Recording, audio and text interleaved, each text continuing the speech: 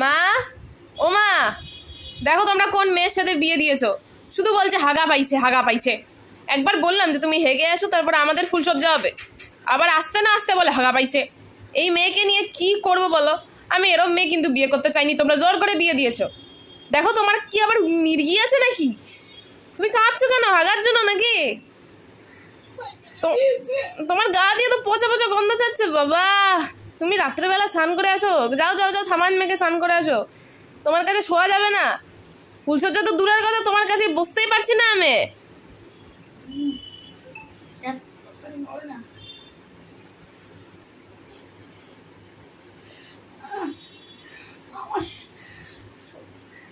আমার পায়খানা পেয়েছে,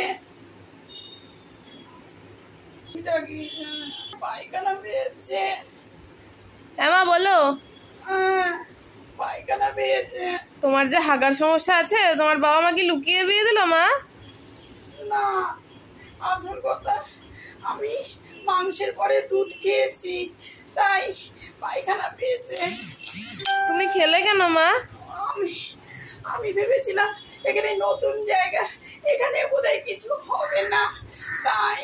খোকা খোকা আরেকবারটি হেগে আসুক। আমার বেটা না খুব খিটখিটা, হেগে সাবান দিয়ে স্নান করে আসো। আমার বেটাটার এবছর আর ফুলসজ্জাটা হলো না গো।